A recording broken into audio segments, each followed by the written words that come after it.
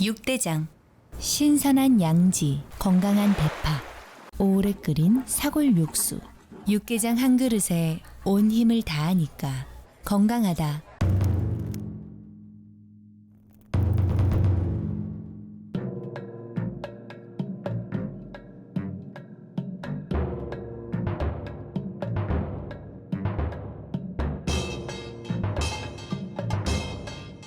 육개장은 육대장. 늘 행복이 넘치는 3월 보내세요. 라디오 서울이 함께합니다. 1250만 불, 1250만 불. 강혜신의 오늘의 미국.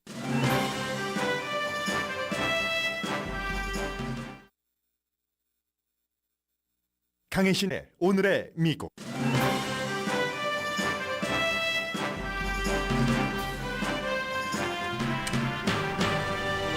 LA 통합교육부는 오늘 정상 수업을 하고 파업했던 노조와 교육부는 캐런베스 시장의 중재로 협상을 이어갑니다. 유타주는 부모나 보호자의 동의 없이 18살 미만 청소년은 틱톡이나 인스타그램 등 소셜미디어를 사용하지 못하도록 하는 첫 번째 주가 됐습니다. 몬타나주에서는 미국에서 지금까지 없었던 재판이 시작됩니다. 16명의 몬타나주 청소년이 주 정부가 화석연료 회사를 지원함으로써 헌법을 위배했다는 이슈로 고소했습니다. 자연 속에서 뛰놀던 청소년들이 야생이 기후변화에 굴복하는 것을 보면서 한 소송입니다. 미국 주식시장은 오늘도 불안합니다. 대형 은행들은 직원들에게 스트레스를 겪는 다른 은행 고객을 빼내려는 등의 테이크 어드밴티지를 하지 말라고 경고합니다.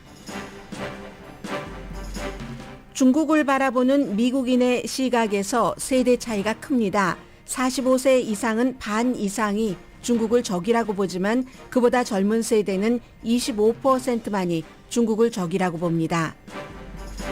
18살에서 26살 사이인 G세대는 과반수가 틱톡에 대한 중국 정부의 영향력을 염려하지만 틱톡 사용 금지에는 34%만이 찬성합니다. 미국의 정치인들이 의회 청문회에서 초당적으로 틱톡 CEO를 압박했지만 결국 미중 분쟁이나 틱톡 금지에는 젊은이 여론을 반영하기는 힘든 분위기입니다. 캘리포니아주 상원이 오일 회사의 바가지 요금 금지 법안을 통과시킴으로써 게빈 뉴섬 주지사도 큰 승리를 거뒀습니다. 빠르면 다음 주 월요일에 서명을 하고 90일 안에 시행될 예정입니다. 트럼프 전 대통령의 입막음용 돈 지불에 대한 형사 기소 여부는 다음 주로 미뤄졌습니다. 이 케이스뿐만이 아니라 양파처럼 기소 케이스가 대기 중인 트럼프 전 대통령은 자신의 사건을 수사하는 모든 법 관계자들을 당장 해고해야 한다고 주장합니다. 의사당 폭동 사건 당시 낸시 펠로시 하원 의장을 랩탑을 훔치도록 선동한 피고가 3년 징역형을 선고받았습니다. 여자인 이 피고는 폭동 당시 무장한 남자들에게 경찰 라인을 뚫는 것, 장갑을 끼라는 등의 지시를 했습니다. 여러분 안녕하십니까? 오늘의 미국 강혜신입니다. 아주 중요한 뉴스지만 헤드라인은 굵지만 내용은 별로 없는 것. LA 통합교육부 오늘부터 사흘 동안 힘드셨죠 여러분들? 여러 가지로 물론 그 중에는 아주 드물게 사흘 동안 우리 아이들과 집에 있어서 좋았어 하는 행복한 부모님들도 계시겠지만 오늘은 이제 LA 통합교육부 소속 킨더가든부터 고등학생까지 수십만 명이 학교에 갔습니다. 어제도 시장 스케줄을 보니까 시장실에서 만난 것 같은데요. 이 노조 관계자 그리고 이제 LA 통합교육부 관계자들이 만나서 뭔가를 논의를 했고 타임라인이 없답니다. 그만큼 어제 하루 일단 완결된 것이 아니라 이게 이제 완결되지 않으면 파업은 또 할 수 있다는 일이고 즉시 타결은 어렵다는 얘기도 되지만 기본적으로는 이제 웬만하면 시장이 중재하기 시작하면 뭔가가 이루어지긴 하죠. 과거의 예로 봐서 언젠가는.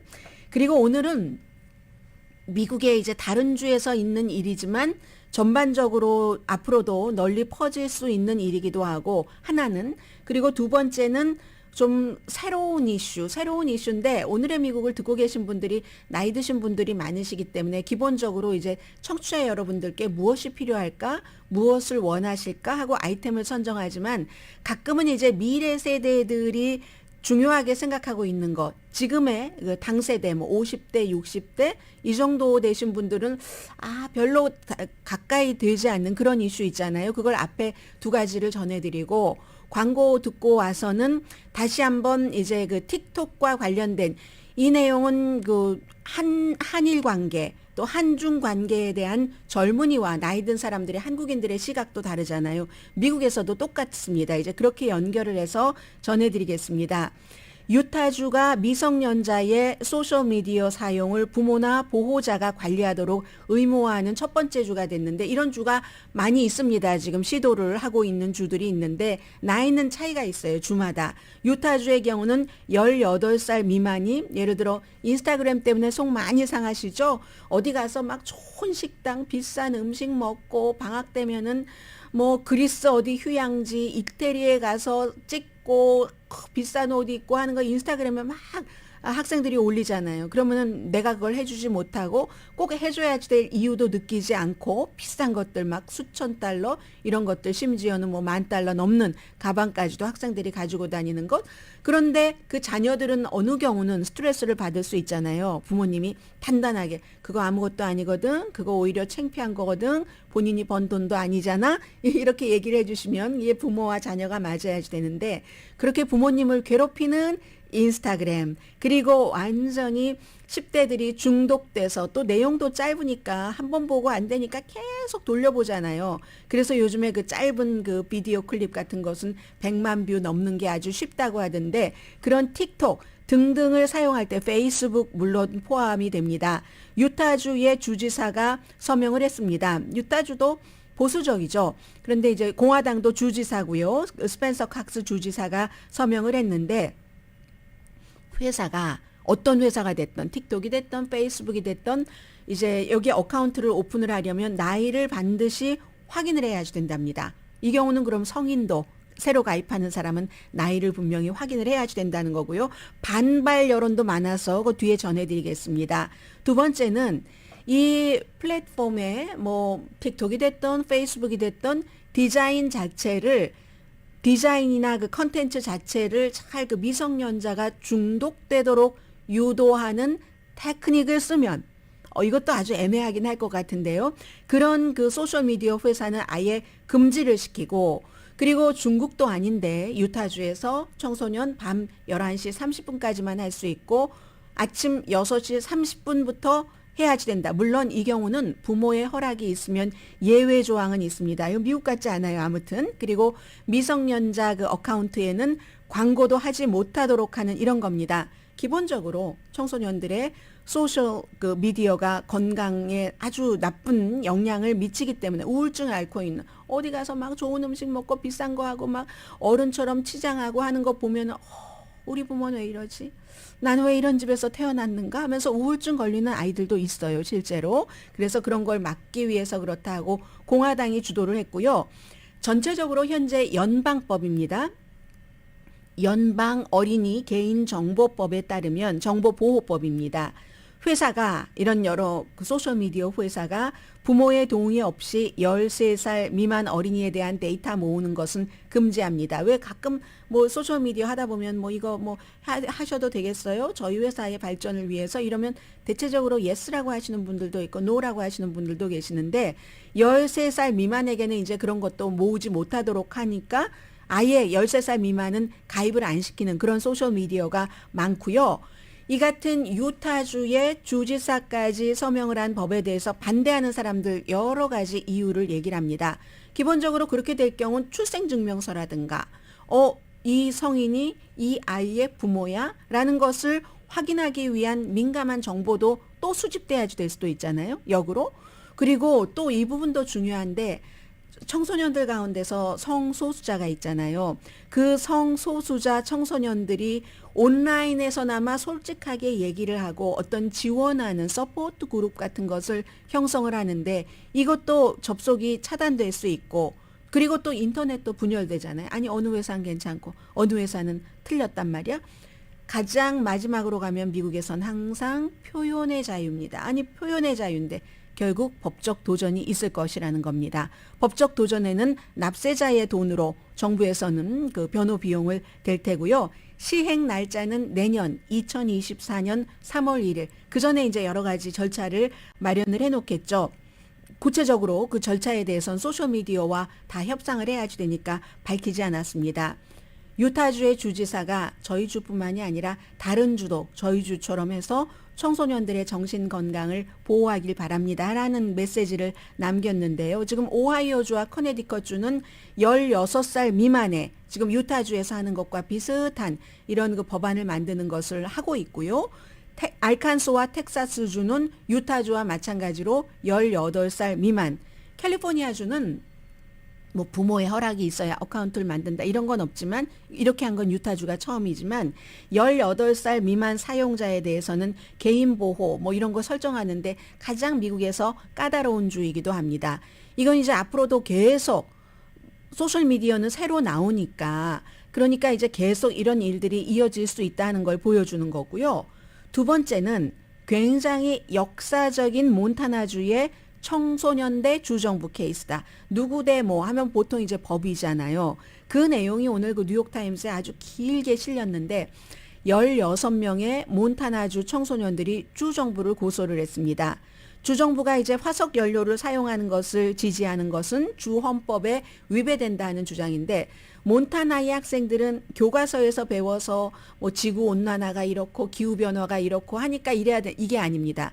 몬타나는요, 집이 있고 뒷뜰에 나가면 막 사슴이랑 뭐 놀고 뭐 사슴이랑 장난도 치고 사냥하고 사냥개를 한 두세 마리 끌고 나가고 하는 청소년들이 몬타나주의 청소년인데 최근에 몬타나주가 너무 그 지구 온난화로 인해서 눈이 많이 내려야 되는데 비가 내리고 그 비가 내려서 막 하이킹하는 이곳을 완전히 뭐 침수시킨다던가 청소년들이 사냥을 포함한 뭐 낚시 같은 것도 하기 힘들고요. 야외 활동을 하기 힘들어지는 점점 따뜻해지는 하이킹 트레일이 막 안개가 또 너무 두껍게 끼기 때문에 밖에 나갔다가는 도로 뭐 돌아와야지 되는 이것을 유타주의 청소년들은 내가 사랑하는 야생이 와일드 그 라이프가 나를 사랑하는 와일드 그런 것이 기후변화에 굴복하고 마는구나 이렇게 느끼면서 화가 난답니다. 청소년들이.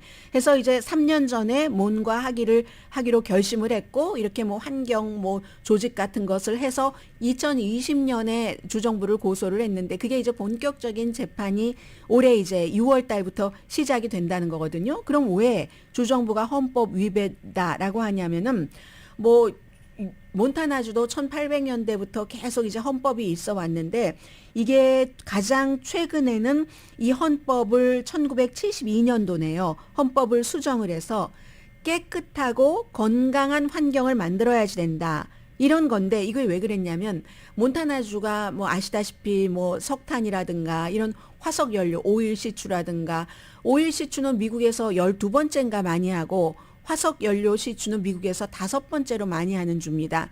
그렇게 하다 보니까 오랜 동안 이제 기업이 딱 거기에 뭉쳐져 있어 정치인들과 정치인들에게 돈을 주고 이런 것을 막기 위해서 몬타나가 헌법을 수정을 했습니다. 깨끗하고 건강한 환경을 살게 하기 위해서. 그리고 또 돈을 거기서 벌어서요 또 다 외부로 나가버리고 우리 몬타나주에는 별로 도움이 안 된다. 몬타나가 부자주는 아니잖아요. 이건 완전히 기업의 무슨 뭐 식민지인 것과 마찬가지다 해서 바로 그 1972년도에 이 선언은 몬타나주가 기업 그 광업으로부터 독립을 선언한 것인데 거기에 위배된다면서 젊은이들이 우리 모두 깨끗하고 그런 환경에 살 권리가 있습니다 하면서 더 이상은 석탄, 오일가스, 화석연료 이런 것만 많이 지원하지 마십시오. 개인과 주정부 모두 깨끗한 환경을 관리하고 누릴 책임과 무슨 의무 같은 것이 있습니다 라고 얘기를 합니다. 그런데 이게 미국에서 테스트되지 않은 그 법인 겁니다. 물론 그 전에는 이렇게 청소년들이 주축이 된 게 아니라 어떤 뭐 Our Children's Trust라는 그런 그 비영리 재단이 몬타나 대법원에 청원했다가 실패했던 적이 있고, 그리고 또 이제 오레곤주에서 뭔가를 하려고 했었던 적도 있는데 이게 본격적으로 안 된 거예요. 지난번에 하다가 조금씩 안 되다가 6월 달에 몬타나주의 수도인 헬레나에서 직접 재판이 이루어지는데, 이 젊은 세대가 주도하는 기후 변화를 둘러싼 이 같은 재판, 가장 나이가 많은 사람이 2020년도에 고소를 했으니까요. 18살이었고, 그리고 2살도 있었는데 2살은 뭐 부모의 동의를 받고 있겠죠. 호흡기 질환을 앓고 있다던가. 18살은 청소년은 7,000에이커의 목장에서 자랐는데 기후변화가 너무너무 심해서 나중에는 가족이 그 물 부족 이런 것들을까지 겪어야지 된다. 그리고 이제 몬타나도 인디안 보호구역에 살고 있는 17살. 예전에는요, 우리 그 허클베리, 뭐 블루베리, 무슨 베리, 허클베리가 밖에 나가면 집 밖에 지천이었답니다. 예쁘기도 했겠네요, 정말. 그런데 지금은 허클베리를 찾을래야 찾을 수가 없다는 거예요. 그 딸기를. 눈도 적게 와서 물도 부족하고, 그리고 이제 특히 인디안들은 땅과 사람과의 관계가 완전히 밀접한, 땅이 나고 내가 땅이고 뭐 이런 건데, 기후변화 때문에 그게 멀리서가 아니라 우리 뒤뜰에서 앞뜰에서 일어나는 일이다. 그래서 우리가 무슨 뭐 스웨덴의 뭐 그레타 그 썬버그 그 20살에 그 청소년이었다가 지금 20살이나 됐네요, 벌써. 하는 건 좀 멀지만 몬타나주에서는 우리 집에서 이렇게 한다, 이런 얘기를 지금 하고 있으면서요. 이제 6월이 되면은 이런 어린 청소년들이 법정에 가서 증언을 하게 될 테고, 누가 승소하든지 이게 연방 대법원까지 가겠죠. 연방 대법원까지 가도 이제 처음 있는 그런 케이스고, 누가 이겨도 즉각적인 변화는 없을 테지만 젊은이들은 한답니다. 우리들이 그 느낀 그런 것들을 한다 하는 것이고, 만약에 기후변화에 대해서 대단히 나에게 직접적인 것은 없는 것 같아라고 느끼시는 기성세대 분이 계시다면, 젊은이들은 많은 시간을 할애해서 이제는 정부까지 고소하게 되는, 이게 바로 나의 생활이다. 내 인생이 달라졌으니까. 아니, 하이킹하러 나갔는데 비가 너무 많이 와서 하이킹 거기가 다 망가지고 다른 때와 비교를 해보면 이런 것들은 이제 무시무시한 일이네. 나뿐만이 아니라 나 이후에도 이런 것들을 생각하는 젊은이들이 미국에 무척 많다는 보도였습니다.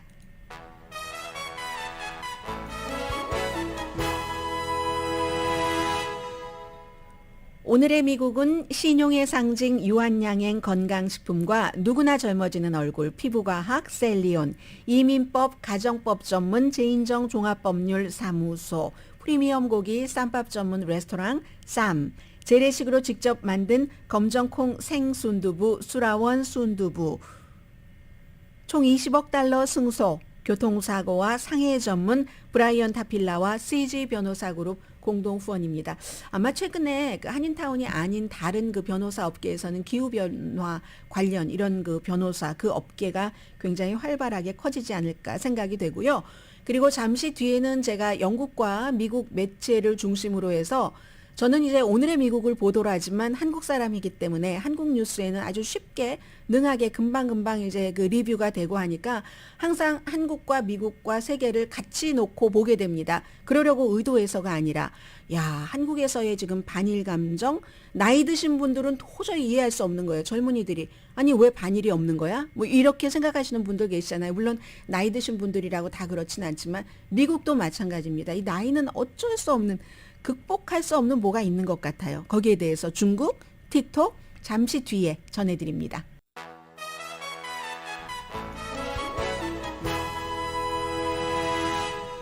라디오 서울방송 오늘의 미국 듣고 계십니다. 먼저 영국 언론이 여론조사를 한 결과, 영국의 이코노미스트라는 매체와 유갑이라는 아주 그 여론조사에서 뛰어납니다. 했더니 미국 사람 18살에서 44살 사이는 중국을 적으로 본다 하는 시각 25%밖에 안 됩니다. 그런데요, 45살 이상이 되면은 중국은 미국의 적이야. 52%, 과반수가 조금 넘거든요. 그래서 이제 젊은이들은 중국을 적으로 본다는 사람이 25%밖에 되지 않으니까 우호적으로 프렌들리하게 본다는 젊은이들이 훨씬 그보다 배 이상으로 많다는 거잖아요. 그런데 나이 든 층은 중국을 뭐 적으로 분명한 적이다 하는 게 52%고 그냥 중국을 우호적으로 본다. 이렇게 보는 사람은 4%밖에 안 된답니다. 그리고 지금으로서는요. 러시아를 그 적으로 보는 젊은이도 역시 러시아를 적으로 보는 나이 든 사람보다는 좀 적어요. 세대가. 중국과 마찬가지죠. 그리고 이제 세대를 통틀어서 미국 사람들에게 물어보면은 러시아가 더 큰 적이야? 아니면 중국이 더 큰 적이야? 하면 지금 어떻겠습니까? 항상 이런 것은 상황에 따라서 조금 변화가 있기 때문에 미국이 주도하고 있고 집중하고 있는 그 우크라이나 침공을 한 러시아를 지금은 중국보다는 더 큰 적으로 미국 사람들은 본다는 겁니다. 우크라이나 전쟁 때문에. 그리고 아마 이 우크라이나 전쟁이 없어도 나이 든 세대는 구소련 냉전 시대를 겪었기 때문에요. 그 나이 든 세대가 어떠한 한 시대를 겪고 나면은 그 나라에 대한 그 시각이 거의 변하지 않는 것 같습니다. 미국도 그렇고 한국도 그렇고. 그래서 일제시대에서 나이 드신 분들은 뭐 70세 이상, 80세 이상 되신 분들은 거의 모든 분들이 일본 하면은 100% 안 믿잖아요. 무조건. 거의 무조건. 그런데 그에 비해서 며칠 전에 제가 지난주에 일본 매체를 봤는데요. 일본에, 무슨 신문이었었죠? 마이니치였던 것 같습니다. 아사히였던가요? 아사히였던 것 같습니다. 그런데 보니까는 거기서 쭉 그 일본에 있는 대학생들과 한 30대, 한국에 있는 대학생들과 30대를 쭉 여론조사를 해보면 이 사람들은 나이 든 세대보다 반일 감정, 반한 감정이 별로 없는 거예요. 더군다나 일본 사람들은, 일본 젊은이들은 예전에는 한국에 유학 간다 하면 보통 대학교 정도는 가서 가는데 지금은 10대들이 막 간다고 하거든요. 이 K-팝 이런 것들 때문에. 그리고 한국에서도 실제로 뭐 세종대학교 같은 데서 얘기하는 것을 보더라도 예전보다 이 K-팝 등이 한국 문화가 일본에 많이 퍼지면서 일본의 유학생들이 많아졌는데 예전에는요. 예를 들어서 아주 과거에 뭐 반일 감정이 막 있고 이렇게 되면은 한국에 가려고 하다가 일본 젊은이들이 주춤했는데 지금은요. 2018년도에 한국 그 대법원에서 그 유명한 징용 판결 이걸 나오고도 한국으로 유학 가겠다, 한국에 관광 가겠다 하는 일본 젊은이들이 줄어들지는 않는다는 겁니다. 그렇게 젊은이들 세계는 세계 공통적으로 한국이나 미국에 존재하는 것 같습니다. 이렇게 중국에 대한 그런 시각도 마찬가지고요. 그리고 중국에 대해서는 당파적인 시각이 아주 큽니다. 공화당, 민주당 가운데서 공화당이 민주당보다 중국을 더 오랜 적으로 생각합니다. 여기는 공산당이 싫어요. 이게 있으니까.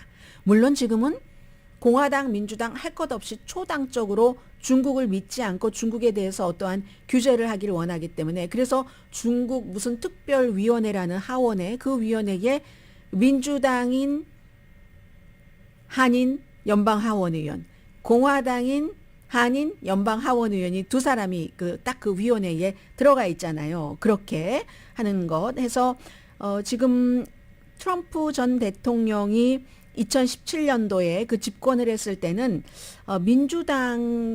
민주당과 공화당이 그때도 뭐 다 중국을 적으로 봤는데 지난주가 훨씬 이건 더 많이 늘어났습니다. 점점 갈수록 지난주는 민주당의 34%, 공화당의 48%가 중국을 적으로 생각한답니다. 그런데요. 미국의 그 G세대 하면은 18살부터 26살 사이입니다. 뭐 가장 젊은 세대라고 할 수 있죠. 그런 의견을 발표를 하는 이 G세대는 중국 정부의 틱톡에 대한 영향력을 염려는 한답니다. 그렇다고 틱톡을 사용을 금지해? 이건 아니지. 내가 쓰고 있는 건데. 이건 이제 미국의 MBC 뉴스가 의뢰를 해서 소셜 스피어에서 여론조사를 한 건데 G세대는요. 51%가 틱톡의 모 회사가 미국 회사가 아니라 그 바이트댄스라는 중국 회사라는 건 신경이 쓰인답니다. 중국 공산당과 중국의 거대 기업은 다 가까우니까. 그런데 그보다 조금 더 나이가 든 밀레니얼 27살에서 42살 사이도 같은 생각을 하는데 나이가 들수록 그 걱정을 더 많이 하는 거예요. 64%가 틱톡의 회사가 중국 회사라는 건 우리 정보가 새나가 미국 정부에서 그렇게 강조하는 것처럼 미국 안보의 위협이야. G세대는 51%가 걱정하는데 밀레니얼 세대는 64%가 걱정을 하고요. 그래서 밀레니얼 세대는 만약에 틱톡이 지금 중국 정부가 원하는 것처럼 미국 회사에 팔지 않으면 49%가 전국적으로 틱톡을 사용하지 못하도록 하는 것에 찬성을 한답니다. 그런데 G세대는 밀레니얼 세대보다 조금 젊으니까 34%만 찬성을 한다고 하고요. 미국 사람 전국적으로 1억 5천만 명이 이용을 하고 있는데 G세대는 젊은이요 18살에서 26살 사이는 71%가 틱톡을 활발하게 사용한답니다. 적어도 지난 30일 동안에 한 번 정도 이상. 한 번만 하겠습니까? 하루에 얼마나 많이 하겠어요?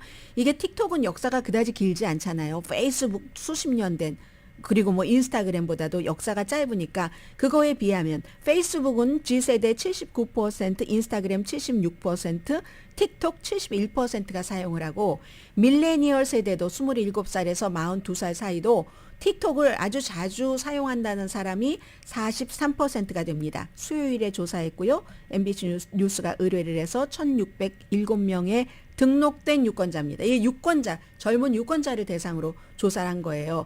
이게 지금 틱톡을 압박을 하면서도 민주당에서는 이거 어떻게 해야지 되지 생각하지 않겠어요? 공화당에서도 마찬가지로 오차 범위는 제법 많은 표본이었기 때문에 2.6%네요.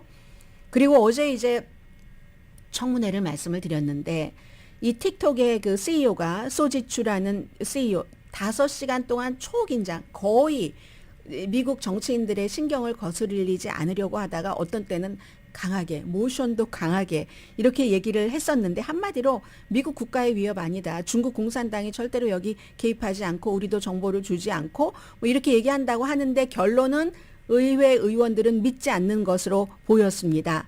틱톡이라는 회사 자체는 로스앤젤레스와 싱가포르에 기반이 있고 그러니까 이 CEO가 싱가포르 사람이고요. 그런데 본사는 베이징, 중국에 있고 모 회사도 중국의 베이징에 있고 모 회사의 CEO는 또 중국인이라는 거잖아요. 그리고 이게 또 중요한 게 일반 10대들만 사용하는 게 아니라 20대, 30대, 50대도 많이 사용해요. 또 무슨 사진 하시는 이런 분들은 너무 좋아하시는데 비즈니스, 스몰 비즈니스도 한 500만 어카운트가 있다고 하니까 이 사람을 굉장히 어제 막 펀칭백 때리듯이 때리고 막 처음에는 그 안보 이런 것만 얘기하다가 유타주의 주지사처럼 젊은이들의 청소년들의 정신건강, 사생활 보호 여기서 잘못된 광고, 잘못된 정보가 나가서 막 뭐 현대자동차 같은 뭐 자동차가 절도당한다던가 이런 것들도 있잖아요. 그런데 문제는 이런 문제들이 다른 소셜 미디어에서도 있다는 거죠. 그리고 틱톡은 특히 10대들 사이에서 너무나 인기가 있다 하는 것이기 때문에 인스타그램이나 스냅챗보다는 한 2배 정도는 될 것 같은데요. 10대들에게는 그만큼 이제 이 틱톡이 인기가 있고 속도가 많이 올라가고 있거든요. 해서 어제 이 틱톡의 CEO가 의원들에게 프로젝트 텍사스라는 것을 얘기를 합니다. 그게 바로 이제 오라클이라는 미국 회사가 이걸 다 이제 앞으로 이 방어막을 쳐서 전부 여기서 관리하니까 데이터가 다른 나라로 중국으로 새어 들어갈 그럴 이유가 없다. 근데 지금은 안 그래요. 올해 말까지 한다 하는 계획이랍니다. 15억 달러를 들여서 그렇게 하게 한다는데 의원들은 별로 믿지 않는 것 같고 전국적인 금지 뭐 이런 얘기들을 하고 있는데 그런데 전국적인 금지는 유타주에서 이제 의원들이 발의하고 서명하고 주지사가 이러한 것들도 미국 내에서 법적 소송이 있는데 틱톡이라는 회사가 가만히 있지 않잖아요. 트럼프 시대에도 한번 소송해서 이겼잖아요. 이겼기 때문에 그때 실패해서 지금보다 더 대대적으로 전국적으로 의원들이 하고 있는 건데 뭐 반 이상의 주에서 이미 틱톡을 금지했고 연방 정부에서도 금지했고 또 공립대학교에서도 학교의 와이파이는 틱톡에 연결되지 않도록 이렇게 한 곳도 많이 있고요. 뭐 몬타나주는 좀 더 그 규제 같은 것이 심한 것 같고 그래서 앞으로 어떻게 될 것인가 제가 앞에 왜 2가지를 말씀을 드렸겠습니까? 젊은이들과 나이 든 세대의 중국에 대한 시각, 틱톡에 대한 시각에 굉장히 차이가 있는 겁니다. 그렇기 때문에 젊은 세대는 중국에 대해서 덜 적대적이고 틱톡에 대해서 더 호의적이고 그래서 국가 안보 위기라는 말을 들어서 개인정보가 빠져나간다고. 그래서 내가 너무나도 사랑하는 이 틱톡을 내 손에서 뺏는다고 하면 앞서 말씀드린 그 조사가 젊은 유권자들이잖아요. 전부 18살 이상 투표권이 있는 사람들입니다. 이게 될까요? 시간이 지나가면 지나갈수록 정치인들이 결코 처음에는 이렇게 저렇게 해봅니다. 해보다가 최종적으로 안 되면은 안 될 때는 나중에는 이제 그리고 최종적으로도 여론을 듣죠. 여론을 뭐 너무너무 존중해서라기보다는 여론이 곧 나의 표이기 때문에 지금 그래서 틱톡과 중국과 젊은이들 말씀을 드렸고요. 잠시 뒤에는 오늘도 뭐 주식시장 내려가는 것 보면 은행권이 안정되지 않았다는 거고요. 이제 이런 기회에 계속 이제 미국에 뭐 기회가 있을 때 여러분과 제가 학습해 나가는 시간이 필요한 것 같으니까 은행권이나 이 금융계에 대해서 앞으로도 어떤 때는 맨 앞에 어떤 때는 주로 제가 한 35분경에 경제 뉴스를 전해드리잖아요. 그런 때 한번 해보겠습니다. 그런데 역시 미국적이다 하는 게 있네요. 미국적이다 하는 그리고 큰 곳이 조금 다르다. 뭐 여러 가지 자신들을 보호하는 것도 있겠지만 직원들에게 내리는 큰 은행의 지시가 조금 다르네요. 잠시 뒤에 캘리포니아 일과 함께 그리고 아직까지는 돌아오지 않았네요. 바이든 대통령 캐나다에 있는데 캐나다에서 어떤 일을 했는지 왜 그 일을 했는지도 전해드립니다.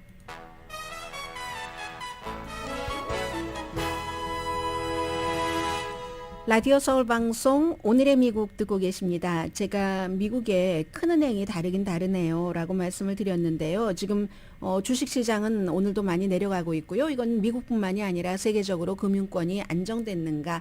모든 나라에서 영국도 이자율 올렸던데요. 보니까 목요일 어제였었죠. 미국 올리는 거 보고 다 하는 겁니다. 어느 나라나. 지금 거의 그렇게 되는데 안정되지 않는다고 보고 있기 때문에 주식시장이 조금 올라가는 것 같다가 또 내려가고 특히 은행권의 주식은 많이 그렇죠. 아마 한인은행의 주식을 갖고 계신 분들도 많으실 거예요. 제일 처음에 예전에 한미은행 주식 상장되고 그랬을 때 날마다 그 주식값 체크업 해보셨던 분들도 많고 뱅크 오브 오프 등등 다 마찬가지고요. 상장된 기업들.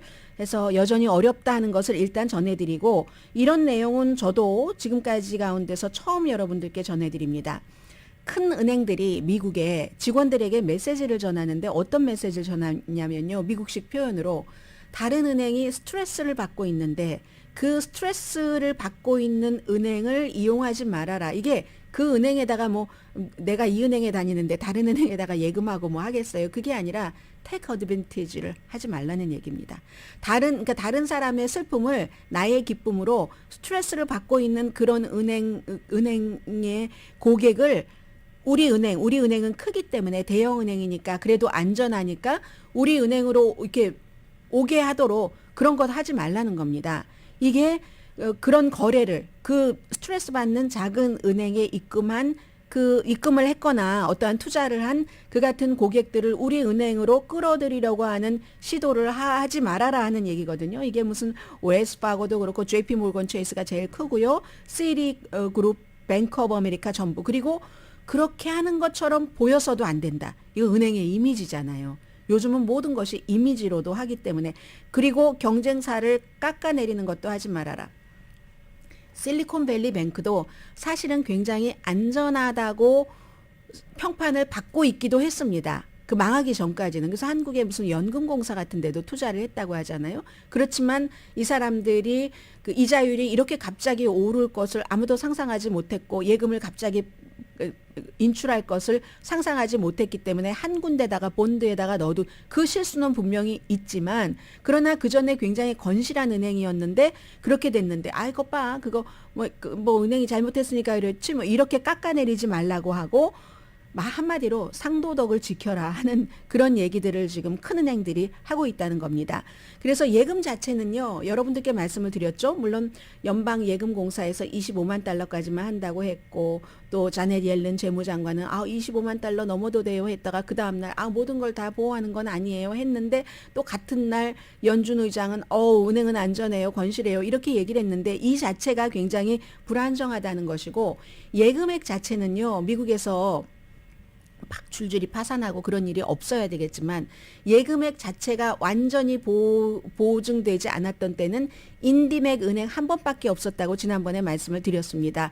그런데 이제 25만 달러도 개인이 그냥 아무것도 안 하고 넣어놓는 분은 거의 안 계시겠지만 스몰 비즈니스가 직원들에게 봉급 줘야 되고 뭐 해야 되고 뭐 해야지 될 거해서 25만 달러 어카운트를 갖고 있는 분들은 굉장히 많지 않겠어요? 아무튼 그래서 예금 자체는 되지만 예금은 예금이라고 치고 우선 당장 주식이 있잖아요. 그 밖에 투자하신 그런 그 부분들 이런 거는 나중에 이제 그 은행이 예를 들어 망해도 전혀 가치가 0으로 망하는 것은 아니니까 어느 정도는 건질 수 있다 하더라도 그런 위험이 있다는 말씀이고요. 아무튼 그렇습니다. 그래서 이 내용은 계속 지켜봐야지 될 것이고 캘리포니아 게빈 뉴섬 주지사의 승리다. 많은 매체가 이렇게 보도를 하고 있습니다. 그동안 계속 해왔었던 일인데 아니 왜 캘리포니아주는 오일값이 비싼 게 여러 가지 이유가 있지만 뭐 클린 에너지, 깨끗한 환경에서 캘리포니아주는 세금도 더 많이 내잖아요. 에너지, 가솔린 세금에 그런 등등도 있지만 아주 뭔가가 일만 있을 때마다 이때다 하고는 그냥 정유회사들이 바가지 요금을 씌운다는 겁니다. 그래서 가우징, 그 프라이스 가우징이라고 라디오나 텔레비전에서 많이 얘기를 하죠.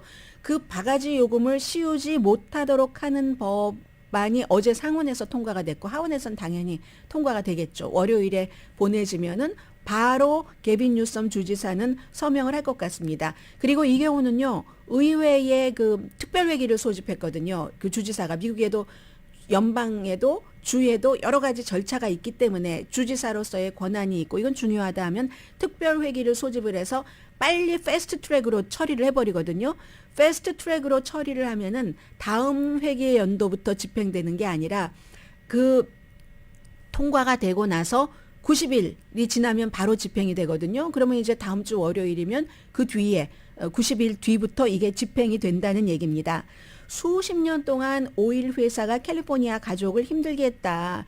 주지사 표현으로는 지네들은 말이야 돈 벌면서 이렇게 얘기를 했어요. 오일 회사의 막대한 영향력을 끝내고 그들에게 책임을 묻는다 해서 주 에너지 자원 보존 개발 위원회에서 최대 가솔린 정유소에 어떤 이익을 낼 수 있는 그 최대 마진을 정한답니다. 요즘 인슐린 값 최대하면 한 달에 35달러 하고 딱 그 모자를 캡을 딱 씌워버리듯이 그렇게 최대 마진을 정해놓고 그 마진을 넘으면 벌금을 내게 하고요.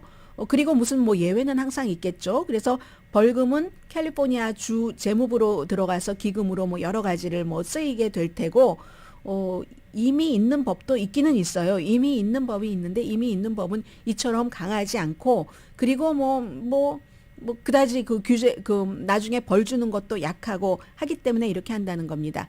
그런데 또 이것을 집행하려면요. 또 돈이 들어간다고 하네요. 2023년부터 2024년까지 비용이 700만 달러 정도 들어가는데 바가지 요금 못 씌우게 정유소에 딱 뭔가를 딱 이렇게 감시를 하려면요. 뭐 새로운 부서도 만들고 해야 되지 않겠어요? 사람도 고용하고. 그런데 그럼에도 불구하고 수십억 달러 이상이 될 소비자의 돈을 절약하기 위해서는 지금 700만 달러 정도 캘리포니아 주정부가 쓰는 게 현명한 지출이다라고 얘기를 하고 있습니다. 반대하는 사람들도 있죠. 항상 모든 일에는. 이게 그렇게 긴급한 일이야? 아니 주지사가 긴급 회의를 소집을 해서 패스트 트랙으로 이걸 처리한단 말이야? 이런 얘기도 하고 그리고 대화도 없이 이렇게 막 해도 되는 거야? 또 전례가 없다. 그리고 캘리포니아주에도 이 정유소와 연관된 또 다른 사업이 형성돼 있지 않겠어요? 그런 그 연료 마켓이라고 할까요? 그 마켓에 해가 될 것이다. 기본적으로는 투자가 줄어들고 그렇게 되면 공급도 또 줄어들고 그것이 결국은 소비자 비용으로 이어진다. 그러니까 뭐 최저임금 높이면 결국은 소비자가 그 물건값을 내게 된다. 그래서 그 비용으로 노동비로 들어간다 하는 것과 같은 주장을 하고 있는 겁니다. 그러니까 여기서 우리는 두 가지로 봐야지 되는 거죠. 스몰 비즈니스 업주들, 특히 이제 한인들이 많이 스몰 비즈니스를 하고 있으니까 이런 때는 최저임금 높이면 이래서 물가가 결국은 올라가기 때문에 안 돼라고 하지만 이런 가솔린 값은 이렇게 하겠다고 하면 또 좋아하잖아요. 그러니까 각자의 입장에서 좀 냉정하게 생각해 볼 필요는 있는 거고요. 환경보호 단체의 말을 해서 뭐 하겠습니까? 당연히 지지하고. 지난 여름에 지금부터 이제 이게 월요일에 통과되면 4월, 5월, 6월 여름이 되잖아요. 여름이면 가솔린 값이 비싸지죠. 지난해에 뭐 6달러, 7달러, 8달러까지 갔던 적도 있잖아요. 최소한 그것은 안 하겠다. 지금 게빈 뉴섬 주지사가 그것을 이제 생각하고 하는 것이고, 또 게빈 뉴섬 주지사는 만약에 이 바이든 대통령이 출마하지 않는다면, 재선에 출마하지 않는다면, 뭐 재선에 민주당 예비선거에 출마할 수도 있는 사람이잖아요. 그때 막 뭐 이런 거 제야지 되는데 캘리포니아주 가솔린 값이 막 올라가면 좋겠어요. 그리고 이 내용은 짧게 미국과 캐나다가 몇 개월 동안 교착이었습니다. 말 그대로. 그걸 어제 풀었네요. 어제 이제 그 짧은 1박 2일에 캐나다 오타와 그 바이든 대통령의 방문해서 국경이 아닌 곳에서는 캐나다 쪽에서 미국으로 오던 미국 쪽에서 캐나다로 가던 난민 신청을 받아들여 주지 말자. 그 사람들을 국경에서 신청하는 것은 받아들여 주되 하지 말자. 근데 이 경우는 그동안 캐나다가 더 손해였겠죠. 그래서 캐나다가 하자고 했는데 미국이 조금 미뤘었던. 왜냐하면 미국에서 캐나다로 가는 쪽 사람이 많지 캐나다 쪽에서 미국으로 넘어오는 사람이 많겠습니까? 그래서 그 국경이 아닌 곳이라고 하는 것은 어제 말씀드린 그 뉴욕주에서 캐나다를 이렇게 연결한 퀘벡주를 연결하는 그 럭섬 로드, 그쪽이 이제 비공식 국경이라고 하잖아요. 그쪽에서는 우리가 서로 어느 쪽으로 오고 가는 거 다 난민 신청은 받아들여 주지 말자. 오늘 이제 미국으로 오기 전에 발표를 하겠죠. 그리고 또 새로운 협정도 이것도 역시 의회의 동의가 필요 없기 때문에 즉시 시행이 가능하고요. 이만큼 미국과 캐나다가 이민자, 난민의 신경을 쓴다는 것이고, 이민 문제 이런 것에 정치적으로도 신경을 쓴다는 거고, 대신에 이제 여러 가지를 캐나다도 뭐 15,000명 정도를 정치적인 박해, 폭력 이런 것으로 남미나 중미에서 오는 사람은 받겠다는 이 정도 얘기는 했습니다. 그 밖에 뭐 경제, 무역 뭐 이런 것들도 얘기하고 미국으로 돌아오겠죠. 잠시 뒤에 오늘 사실 정치계의 한 뉴스 전합니다.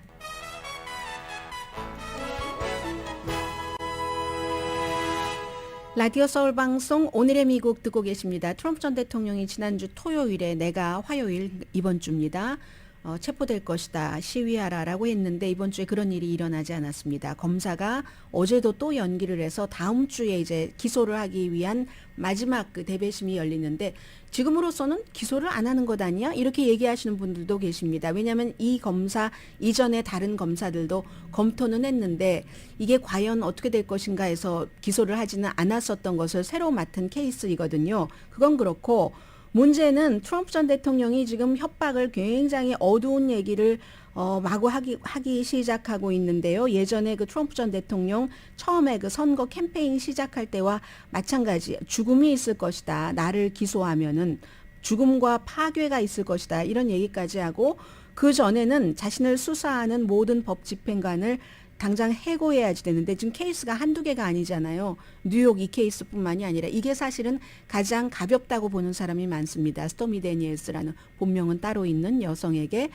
입막음 돈 그 13만 달러를 불법으로 줬다는 뭐 조지아 케이스, 심지어는 특별검사에게 무고한 사람을 전례 없이 괴롭히고 위협하는 미치광이다. 뭐 이런 뉴욕의 검찰총장은 본인 비즈니스를 조사를 하고 하니까 미국에서 최악의 검찰총장이다. 모든 케이스에서 상당히 수사가 진행됐는데도 아무튼 모두 다 소로스의 지원을 받는, 조지 소로스 지원을 받는 동물이다라고 얘기를 하면서 이제 내일 텍사스에서 캠페인을 하고요.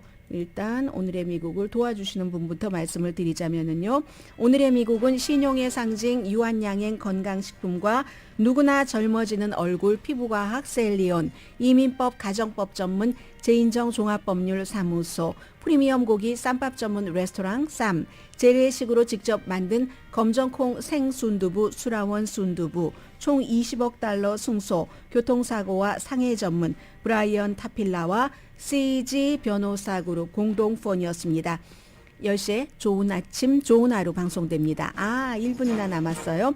의사당 폭동사건 당시에 낸시 펠로시 하원 의장을 랩탑을 훔치라고 다른 사람에게 하고 본인은 의사봉을 훔쳤다고 하고 그걸 뭐 소셜미디어 같은 데다가도 막 얘기하고 했었던 그 여성입니다. 24살의 펜실베니아의 리들리 준 윌리엄스가 3년 징역형을 받았거든요. 아니 그거 가지고 3년이나 하시는 분이 계실지 모르지만 6개 혐의였는데 공무집행 방해와 무슨 절도 방조인데 덩치 큰 남자들 헬멧 쓰고 뭐 방탄조끼 입고 이런 남자들에게 막 지시를 해서 경찰 저지선 뚫으라고 하고 그리고 이제 낸시 펠로시 하원 의장 사무실에 들어가서 막 집어오는데 장갑 끼라고 막 이렇게 지시를 하고 본인의 랩탑 같은 거 전부 증거를 인멸했고 낸시 펠로시 하원 의장의 랩탑은 러시아에 팔 계획이라고 전 남자친구에게 얘기를 했다고 하고 뭐 이런 모든 일들이거든요. 키잡이처럼 일을 했다. 검찰은 그렇게 얘기를 하는데 이 모든 일들이 전 남자친구가 FBI에 제보해서 일어난 일입니다.